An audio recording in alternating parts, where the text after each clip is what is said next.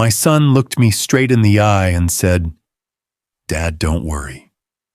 We've already taken care of everything. The house and your Cadillac, we sold them. It's for the best you'll be safer in Pine Haven."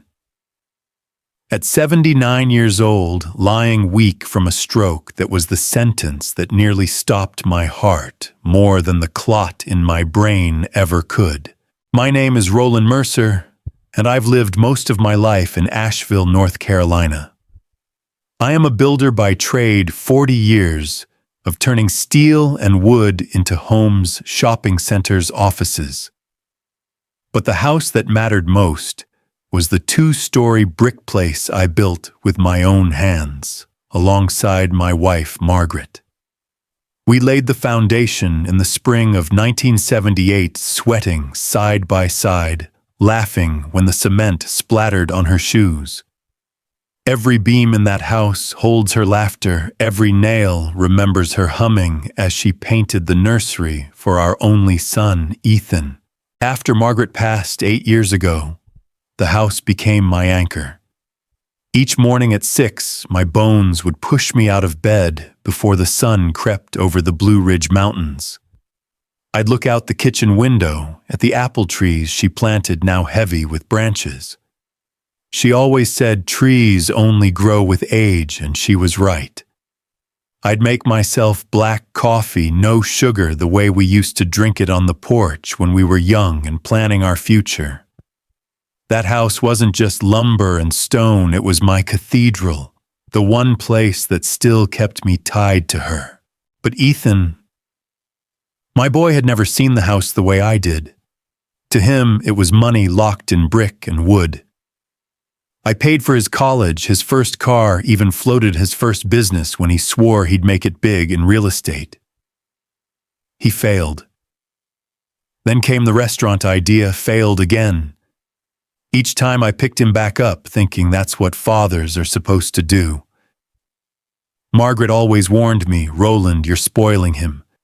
He'll never learn if you keep bailing him out." She was right. I just didn't want to admit it. Then came Sabrina. Sharp as a tack, charming when she wanted to be, but I always saw the ambition in her eyes. To her, Ethan wasn't a man to be loved. He was a project, a partner in schemes.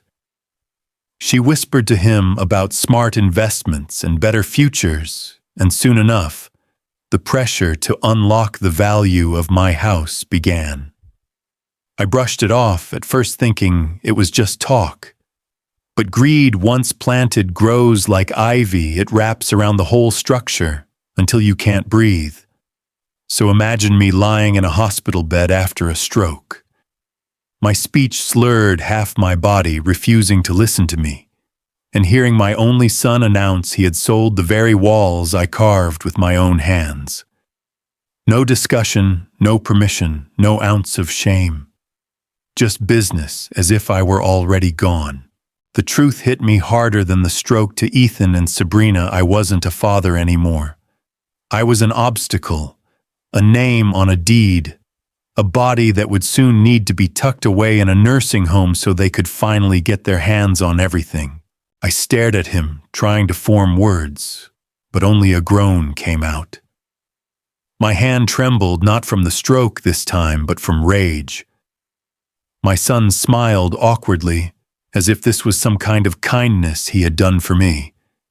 And in that moment, I knew something with cold certainty. Blood doesn't always mean family. Have you ever had someone you raised, someone you gave everything to, speak to you as if you were already gone? If you're still here with me, I'd love to know, where are you listening from? Every story I share feels less heavy when I know who's out there walking this road with me. Leave a comment and let me know. Life has a way of shrinking as you get older. Before my stroke, my days had settled into simple rituals. Mornings began with the creak of the old oak stairs as I made my way down, one hand trailing along the banister I'd sanded myself 40 years earlier. I'd boil water in the same dented kettle Margaret and I bought when we were first married, pour it over dark coffee grounds, and step out onto the porch. From there, the Blue Ridge Mountains stretched wide and eternal, a reminder that some things endure no matter how much the world changes. I like to think I endured too. At 79, I still split my own firewood, tended to the apple trees, and made small repairs around the house. The neighborhood kids would wave as they biked past, and sometimes I'd sneak them a basket of apples or tomatoes from my garden. It was a quiet life, yes, but it was honest. Ethan never saw it that way. To him, the house wasn't a sanctuary, it was a locked vault. "Dad," he'd say, leaning on the kitchen counter with his phone always buzzing in his hand, "this place is worth a fortune now. You could sell, move somewhere safer, and have all the care you need." I'd nod politely, stir sugar into my coffee, and change the subject. Selling the house was never an option. This wasn't just a property, it was Margaret's laughter echoing in the hallways, the pencil marks on the pantry door, where we measured Ethan's height, each birthday, the swing set still rusting in the backyard. How do you put a price on that? Sabrina, though, wasn't so subtle. "Roland, you can't live here alone forever," she'd insist during Sunday dinners. "The stairs are dangerous. You could fall and no one would know for hours." Her tone dripped with concern, but her eyes always flickered toward the framed deeds on my office wall. I could see her adding up figures in her head while spooning mashed potatoes onto her plate. I wanted to believe my son would never let greed come between us. I told myself that despite his failures, real estate, restaurants, half-baked business ventures, he was still my boy, still the baby I carried on my shoulders through the county fair. But each time I bailed him out financially, each time I signed another check to cover a mistake, I felt Margaret's warning echo in my ears. "Roland, you're not helping him grow. You're feeding his hunger." The last argument we had before my stroke was over something small, a loan Ethan wanted for yet another can't-miss investment. I told him no. I said it firmly, maybe even too harshly. His jaw tightened, and Sabrina placed a manicured hand on his arm like she was steadying a racehorse. "Fine," Ethan muttered. "If you want to sit in this creaky old house until it kills you, that's your choice." That night I sat alone in the living room, the ticking of Margaret's mantel clock filling the silence. For the first time I wondered if my son saw me at all, or if he only saw the equity tied up in brick and wood. Looking back now, I realize that was the first crack in the dam. The stroke only sped up what was already breaking. And when I woke up in that hospital bed, to hear that my home and car had been sold without my consent, I knew the truth. The boy I raised had crossed a line, and there was no going back. Have you ever had that moment when someone you love stops seeing you as a person, and only as a source of gain, and all you can do is lean on your faith to remind yourself that your worth comes from God, not from their eyes? Lying there in that hospital bed, tubes in my arm, a nurse checking vitals every hour, I wasn't just fighting to recover from a stroke. I was fighting with ghosts. Ghosts of choices I'd made, ghosts of time I couldn't buy back, and ghosts of a relationship with my son that had slipped through my fingers long before I ever grew old. Ethan wasn't born bitter. No child is. I still remember the day Margaret placed him in my arms, our first and only son, red-faced and bawling but so alive. I swore then that I would give him a better life than I ever had. My father was a carpenter who died before I turned 20, and my mother scrubbed laundry until her hands bled. They gave me grit, but not much else. I wanted Ethan to have both grit and comfort. So I worked. God help me, I worked. I poured everything I had into the construction business. Some weeks it was 70 hours, sometimes more. I missed dinners, birthdays, Sunday mornings at church. I thought Margaret understood, and truthfully, she did. She used to tell me, "Roland, you're building more than houses. You're building a future for this boy." But Ethan didn't see the future. He saw the empty seat at Little League. He saw the father who nodded off on the couch instead of helping with homework. And children don't measure love in bank accounts or tuition funds. They measure it in presence, and in that department I was bankrupt. The turning point came when Ethan was about 14. Margaret and I had saved enough to buy him his first car when the time came. I thought it was a gift that would show him how much we cared. But the night I handed him the keys to that used Chevy, I remember his face excited for a moment, then clouded over. "Thanks, Dad," he said, but the words were thin like paper ready to tear. What I didn't understand was that no car, no check, no gift could replace all the nights I hadn't been there. Then Margaret got sick. Cancer. I thought maybe it would draw Ethan closer, make him realize time was precious. But grief changes people in ways you can't predict.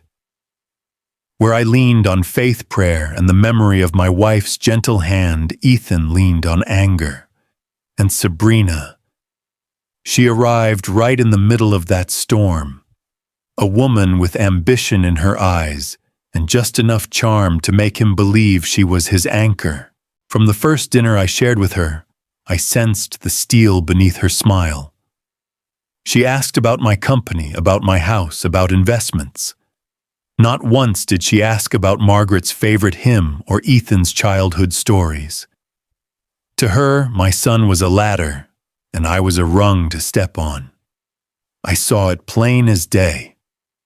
Ethan didn't. The years rolled on, and little by little my son's voice began to sound more like hers. "Dad, you can't handle the house anymore. Dad, why don't you sell while the market's high? Dad, you should let us take care of things." Every suggestion dripped with concern, but I knew the undertone. It wasn't about me. It was about control. So when Ethan stood in that hospital room and told me my house and car were sold, it wasn't a shock out of nowhere. It was the final brick laid on a wall that had been building for decades. Still, it broke something inside me. Because hearing it confirmed what I had long feared, my son no longer saw me as a father. He saw me as an obstacle standing between him and a pile of money.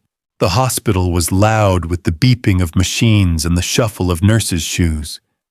But inside my chest, there was only silence. Ethan's words still echoed. "We sold the house, Dad. We sold the car."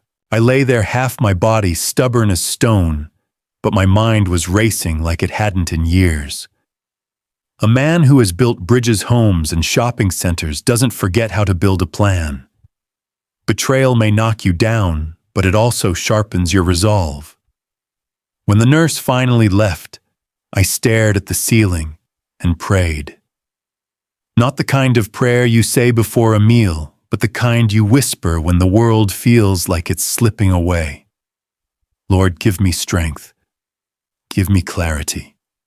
Help me protect what Margaret and I built, even if I stand alone.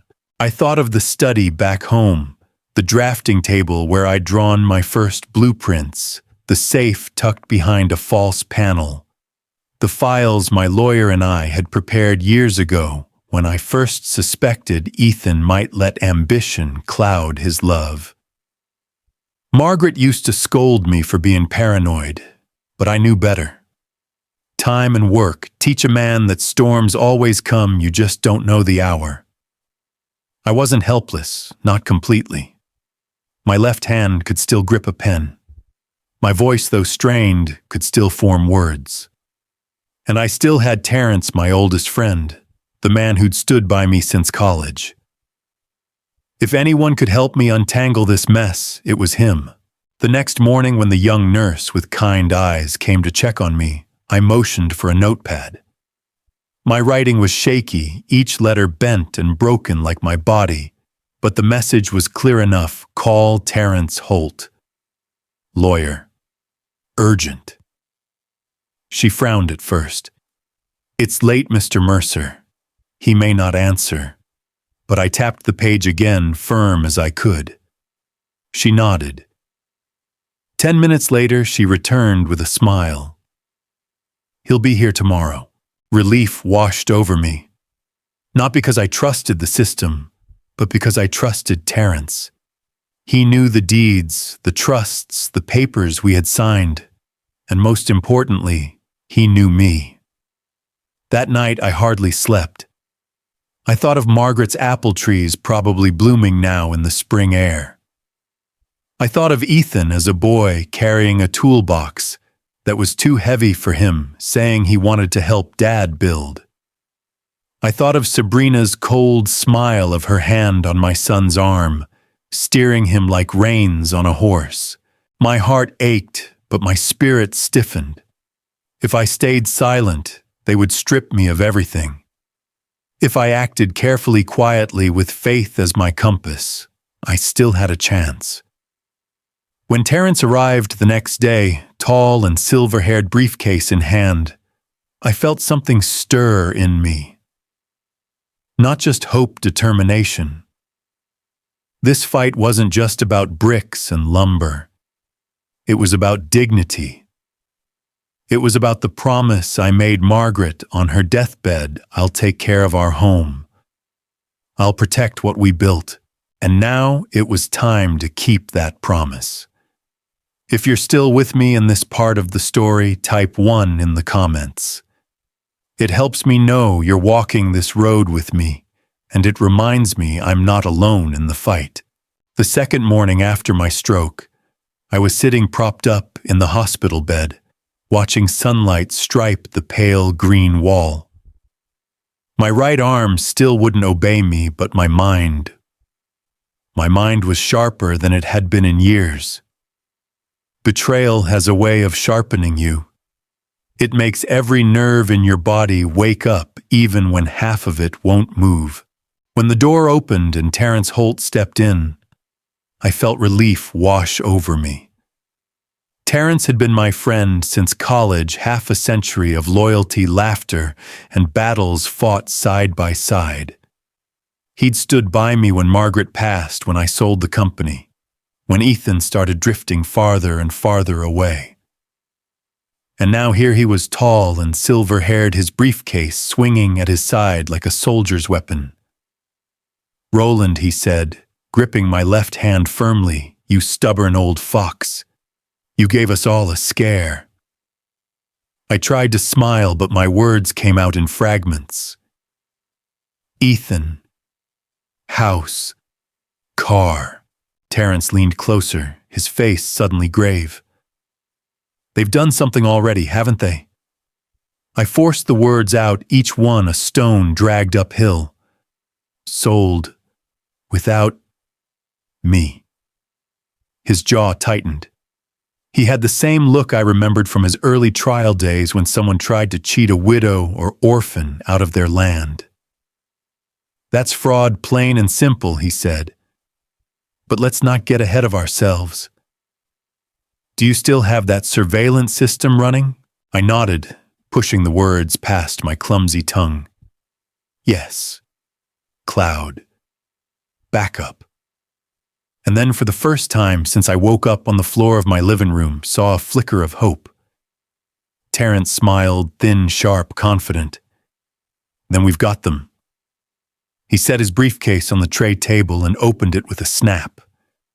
Out came a yellow legal pad and a pen. "Tell me where the safe key is. We need to get to your documents." My hand shook as I wrote with my left hand. The letters were crooked, leaning into each other, but still legible. Book.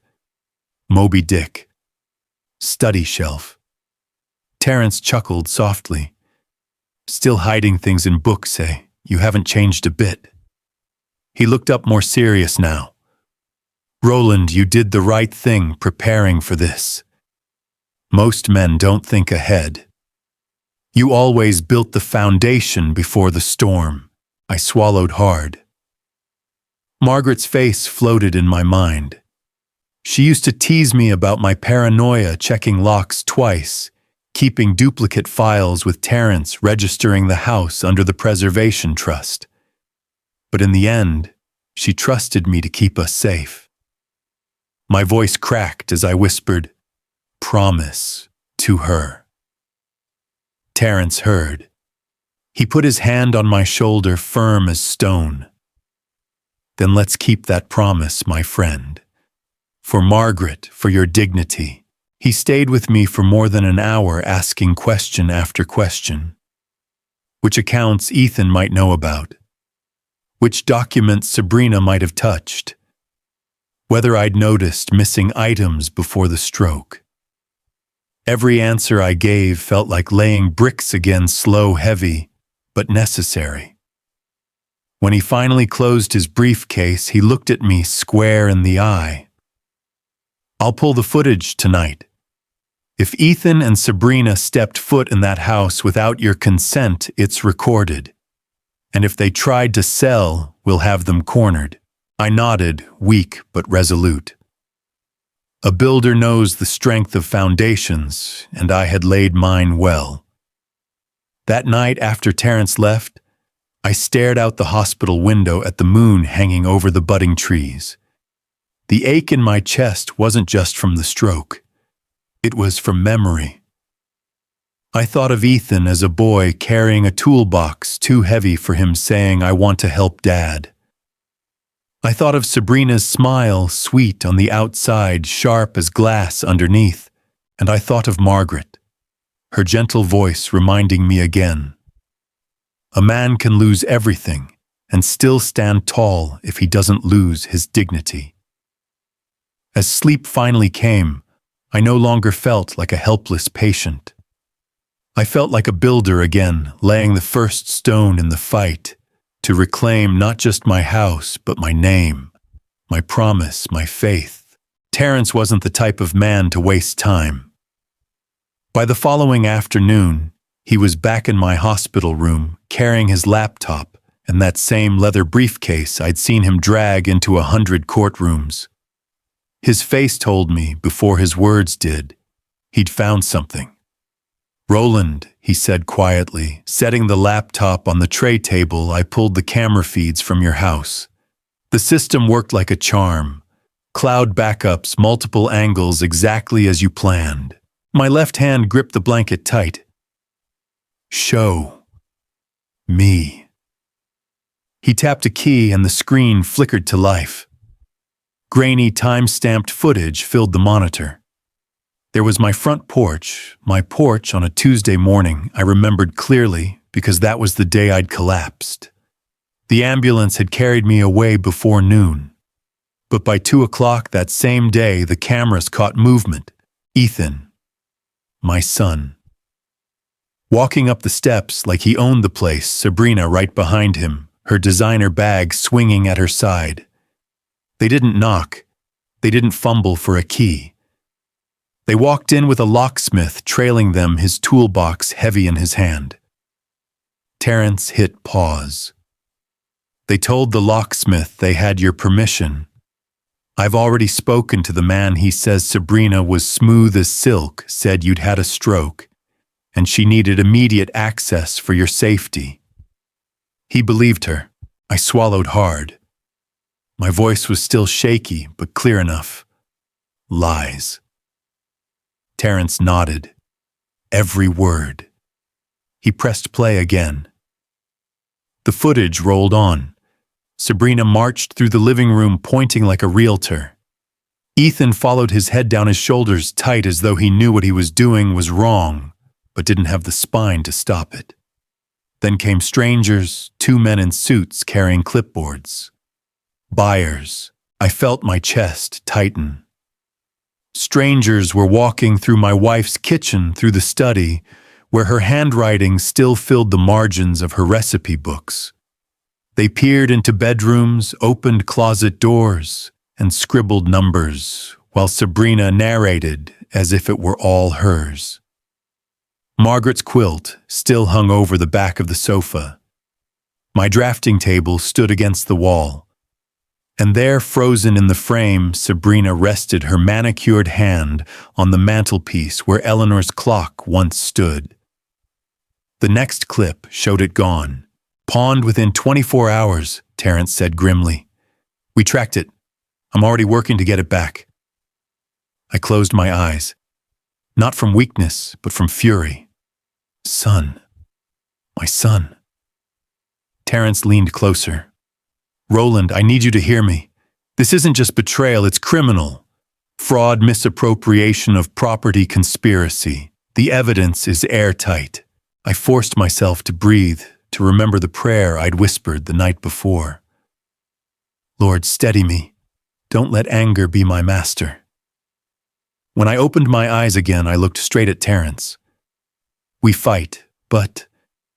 Grandchildren, safe, he nodded solemnly. We'll protect them. Ethan and Sabrina can answer for their actions without dragging Oliver and Grace into it. I'll make sure of that. The screen went black as he closed the laptop. For a long moment we sat in silence, just the beep of the heart monitor between us. Then Terence said softly, Roland, you've always been a builder. Think of this the same way. You laid the foundation years ago, trusts, papers, the preservation deed. Now we'll raise the walls. With evidence like this, they won't stand a chance. For the first time since Ethan uttered those words, we sold the house, Dad. I felt steady again. Betrayal had knocked me down, but faith and preparation had given me a weapon, the truth. And truth once uncovered doesn't just whisper. It roars. 2 days later, they wheeled me into a small conference room at the hospital. Terence had arranged it. He said it was better to meet here under controlled conditions before the police moved forward. My body was weak, but my will had never been stronger. Ethan and Sabrina arrived 10 minutes late. She walked in first heels, clicking perfume filling the room as though she wanted to cover the stench of guilt. Ethan followed, shoulders slouched, eyes darting anywhere but at me. He looked like a boy again, caught with his hand in the cookie jar, except this time the jar was my entire life. I sat there, left hand folded over the blanket, right arm useless at my side.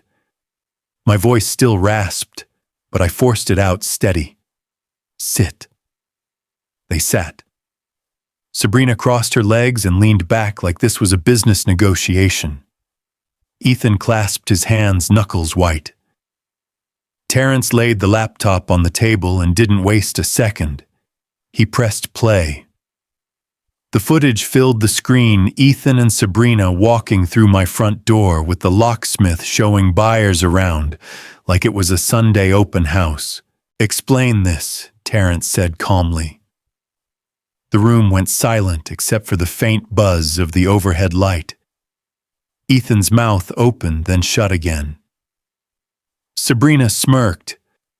We were trying to help. Your father's too old to manage that big place.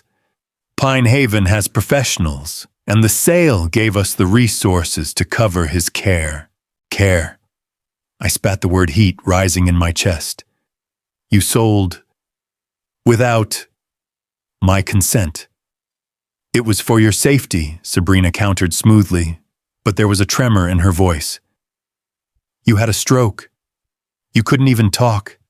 Someone had to make decisions. I slammed my left hand against the table, the sound sharp enough to make Ethan flinch. Not your decision. Terence leaned forward.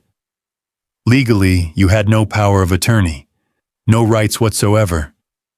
This isn't caretaking, it's fraud. Sabrina's mask cracked for a split second, but she quickly recovered. We're family. Surely the court will understand that Ethan was only doing what's best for his father. My son finally spoke, voice low. Dad, please. Don't make this harder than it has to be. We can work something out. I'll make it right. I looked him dead in the eye. You stood in my house, watched strangers, measure rooms, took your mother's clock, my life's work, and you stayed silent. He winced but said nothing. Sabrina cut in again, sharper now. If you press charges, you'll destroy your son's life. You'll ruin your grandchildren's future. Is that really what Margaret would have wanted? At the mention of her name, something inside me hardened. Don't you speak. Her name, I growled. Terence closed the laptop with a snap. You've seen the evidence. My client is prepared to press charges unless he paused deliberately. Unless every cent is returned within 72 hours, the sale contracts canceled, and the stolen items returned. Otherwise, this goes to the district attorney. Ethan's face crumbled. Sabrina's eyes flashed with fury, but she said nothing. I leaned back in the wheelchair, my breath shallow but steady. 3 days. Choose. The silence that followed was heavier than any courtroom gavel. The meeting ended with no hugs, no promises, no warmth, only the cold scrape of chairs against the tile as Ethan and Sabrina stormed out. Terence closed the door behind them and let out a long breath. You gave them their line in the sand, he said quietly. Now we wait. But waiting was its own kind of war. That night, lying awake in the hospital bed, I could almost hear Margaret's voice. Roland, don't let anger be the only thing holding you up. Let faith carry the weight. So I prayed again, simple words, raspy and broken but real. Lord, keep me steady. Don't let me bend to guilt or manipulation. Help me stand for what's right. The next day, Terence came back with updates. They've been making calls. Sabrina contacted the buyers, tried to spin a story that you'd changed your mind and were confused. The Bennetts didn't buy it. They called me directly, and I reassured them they'd get their deposit back. I nodded, though my jaw tightened. That woman would twist the truth until it broke in her hands, and my son, my only son, was letting her do it. Meanwhile, Ethan came by once alone. He slipped into my room at dusk, shoulders hunched, eyes ringed with sleeplessness. Dad, he whispered, I didn't want it to go this far. Sabrina, she pushed hard. His voice trailed off. You just stood by, I said slowly, each word heavy as stone. He rubbed his face. I don't know how to fix this. I stared at him, my own flesh and blood, now a man who looked smaller than the boy I once carried on my shoulders. 3 days, I reminded him. Return. Everything. He nodded weakly, but I could see the conflict burning behind his eyes, guilt wrestling with fear, love battling with greed. Whether he'd act, I couldn't say. After he left, Terence returned, shaking his head. Roland, she's planning something. Sabrina isn't the type to surrender. If Ethan can't break from her grip, I suspect they'll run. Then we stand firm, I said, my voice steadier than my body. That evening, as the sun dipped low and painted the sky in Margaret's favorite shade of rose gold, I felt both weary and unshaken. This wasn't just about my house or my car anymore. It was about the promise I'd made at her grave, to protect what we built, to guard the dignity of our name, even if it meant standing alone. On the morning of the 3rd day, Terence walked into my hospital room with a face carved from stone. He didn't even sit down before speaking. They're gone, Roland. My chest tightened. Gone. Where? He set his briefcase on the table and opened it, pulling out a thin folder. Neighbors saw Ethan and Sabrina loading suitcases into their SUV late last night. They withdrew the last of their accounts in cash 2 days ago, and the police confirmed this morning they missed their appointment at the station. Harris is calling it what it is, flight. I closed my eyes. The worst part wasn't surprise. It was that I had expected it. Sabrina was too proud to bow her head, too desperate to give back what she thought she had already won. And Ethan, my boy, he was too weak to stop her. Terrence continued, his voice steady. The fraud squad already has warrants ready. Their names are flagged. If they cross state lines, every trooper in the southeast will be watching. I whispered the only word that came to me. Grandchildren. He sat down, his eyes softer now. Oliver and Grace were with them when they left. The schools confirmed they haven't shown up since Thursday. Roland, I won't lie, this could get messy. But law enforcement takes missing children seriously, especially when there's a custody dispute involved. We'll make sure those kids aren't dragged down any further than they already have been. I turned my head toward the window. Outside, April sunlight spilled over the dogwoods, white blossoms opening as though the world had no idea of the darkness in my chest. I whispered under my breath, Lord, protect them. They're innocent. Don't let them pay for their parents' sins. Paul, my neighbor, stopped by that evening with a basket of fresh bread. His presence steadied me. Roland, he said, if you need a place, if things get ugly, you've got family here. Blood doesn't always make family.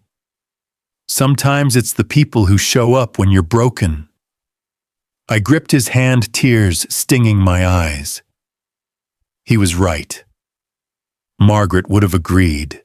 Later that night, Detective Harris came in with updates. We've got their trail. They tried to pawn a few more of your items in Raleigh. We recovered the quilt, some silverware, even the mantel clock. But the big money, it's likely gone. Debts. Gambling. That husband of his is a hole with no bottom. My throat tightened, but my resolve did not. Then we finished this. The detective studied me. Are you sure Mr. Mercer filing charges means prison time for your son? Sabrina, certainly. But Ethan, too. I sat straighter in my wheelchair, weak in body, but strong in spirit. I gave them 3 days. They ran. Actions have consequences. The room went quiet. Even the machines seemed to pause between beeps. I knew then this was the final test. Not of Ethan, not of Sabrina, but of me. Would I be the father who once gave too much and let weakness grow in my son? Or would I finally be the man Margaret believed I was, the man who stood for truth even when it tore his own heart apart? I folded my hands, whispering again, not for the detective, not for Terrence, but for God to hear, let justice be done, and give me peace. A week later, I left the hospital. The spring air in Asheville felt sharper, cleaner, as though God himself had sent a fresh wind to clear out the staleness of betrayal. Paul wheeled me to his truck, and as we drove back through the old neighborhood, I realized it no longer felt like home. The house I'd built with Margaret still stood, but the laughter it once held was gone. Terrence met us at the porch, files tucked under his arm. It's done, he said. The Bennetts have canceled the contract. The Cadillac's buyer has agreed to return the car once reimbursed. And I've updated the will as we discussed, everything placed in trust for Oliver and Grace accessible when they're grown safe from Ethan and Sabrina. I nodded slowly. It wasn't vengeance. It wasn't even punishment. It was protection, the only way left to honor Margaret's memory and safeguard the children she adored. Inside, the rooms looked emptier now, But not just because of the stolen things. They looked like a chapter finished. I walked, or rather shuffled, through the kitchen, the study, the living room, where I'd once laughed with my family. I touched the mantel where the clock had been returned, its ticking steady like a heartbeat that refused to quit. That night, Paul sat with me on the porch. "What now, Roland?" he asked. I looked out at the horizon where the mountains caught the last gold light of day. For the first time in months, my chest felt lighter. Now I start again. Maybe a smaller house, maybe a cottage by the lake. A place where memories don't haunt me, but hope can breathe. We sat in silence, two old men who'd carried our share of burdens, listening to the crickets sing. And in that quiet, I felt Margaret close, not in the house, not in the things, but in the faith that had carried us both through harder storms than this. I had lost my son to greed, maybe forever. But I had not lost my soul. I had not lost the promise. And as long as I breathed, I still had the power to choose dignity over despair, faith over fear. Sometimes family isn't the blood that betrays you. Sometimes it's the neighbor who shows up with bread, or the friend who fights beside you when you can't lift your own hand. And sometimes it's the God who whispers in the darkest nights, "Stand." You are not alone. At 79, I wasn't finished. My house could be sold, my body could be broken, but my will, it was mine. And I intended to use what days I had left to live in truth, not in shadows. Because in the end, this wasn't just a story about a house or a car. It was about a man who refused to be erased, who chose to leave behind not bitterness, but a legacy of faith, dignity, and a name untarnished. You've just listened to one of those family drama stories that shows how betrayal can wound, but dignity and faith can heal. This is Brian's story, and before you go, let me know in the comments what lesson you're taking from this journey. Don't forget to subscribe so you won't miss the next story we share together.